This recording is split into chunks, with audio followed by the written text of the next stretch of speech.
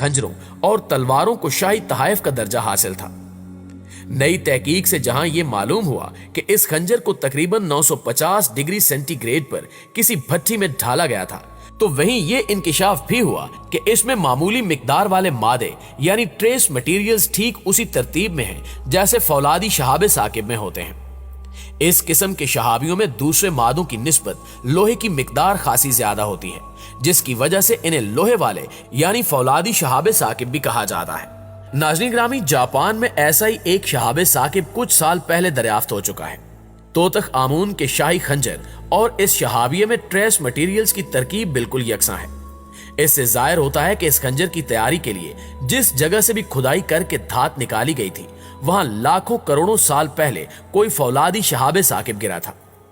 अमूमन ख्याल किया जाता है कि लोहे का जमाना तकरीबन 1200 कबल अज़ मसीह में शुरू हुआ था, लेकिन इस खंजर में लोहे के इस्तेमाल को मद्देनजर रखते हुए कहा जा सकता है कि शायद लोहे के जमाने का आगाज 1400 कबल मसीह के आसपास का होगा।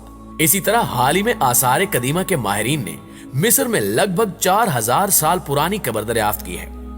आसार कदीमा की टीम के मुताबिक ये कब्र फिरौन के शाही घराने की एक ऐसी रानी की है जो मकबरे की दरियाफ्त से पहले तारीख में नामालूम थी।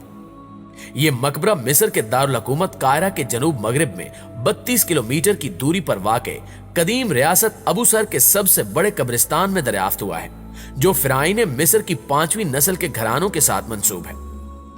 अबू सर कदीम मिस्र के दारुल हुकूमत मिनफीस का पुराना शाही कब्रिस्तान था। यहाँ फिरौन नफरफरी का एहराम है, जिसने 4500 कबल मसीह पहले मिस्र में हुकूमत की थी। ये दरियाफ्त शुदा कब्र फिरौन नफरफरी के मकबरे के अहाते में मिली है, जिसके बारे में कहा जा रहा है कि यह फिरौन नफरफरी की बीवी का मकबरा हो सकता है, जिसे रैनफ्रफ भी कहा जाता था।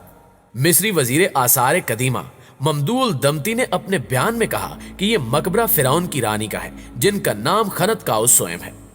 रानी का नाम और ओहदा कब्र की अंदरूनी दीवार पर कुंदा लिखाई से मालूम हुआ है। गुज़श्ता दौरानियां भी इसी नाम की दरियाफ्त की जा चुकी हैं, इसलिए ये रानी खनत काउस सोम के नाम से जाहिर हुई है। ख्याल जाहिर किया गया है कि रानी का नाम मकबरा तामीर करने वाले हुनरमंदों ने दीवार पर कुंदा किया था।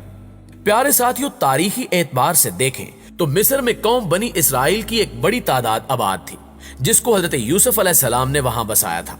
बनी इसराइल काफी अरसे बल्कि सदियों से क़याम पजीर थी।